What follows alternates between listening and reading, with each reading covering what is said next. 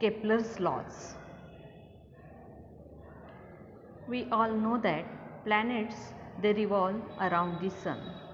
Their motion, it is known as planetary motion. Planetary motion had been observed by astronomers since ancient time. Before Galileo, all these observations of the planet's positions were made with naked eyes. By the 16th century, a lot of data were available about planetary positions and motions. Johannes Kepler studied this data. He noticed that motion of planets follow certain rules or laws. He stated these laws describing planetary motion. These are known as Kepler's laws, which are Kepler's first law, Kepler's second law, Kepler's third law.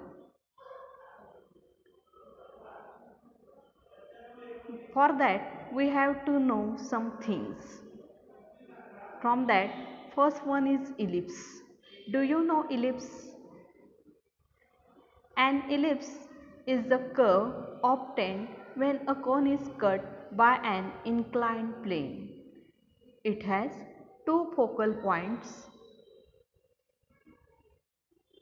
and every ellipse follow the rule that the sum of the distances of the two focal points from every point on the curve is constant. Here in this picture, the ellipse has two focal points f1 and f2. And A, B, C lie on the curve of the ellipse, and point A, its distance from the focal points f1 is AF1 and focal point f2 is AF2. Thus the A point has distances AF1 and AF2. Likewise, the point B, its distances from focal points f1 and f2 are bf1 and bf2.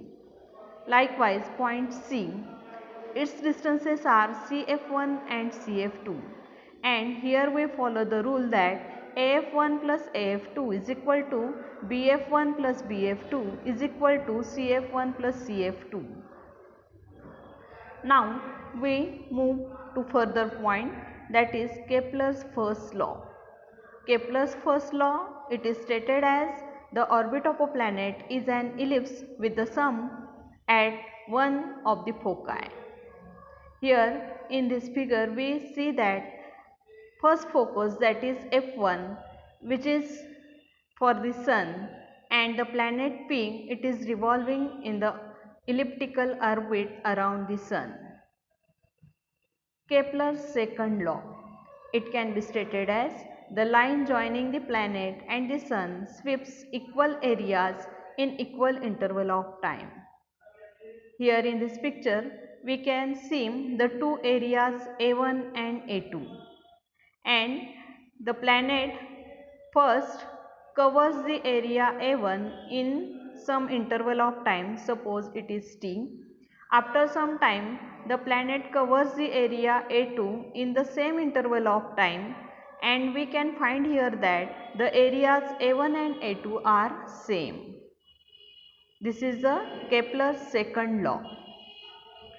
Then we move to the further point, that is Kepler's third law, which can be stated as the square of its period of its revolution around the sun is directly proportional to the cube of the mean distance.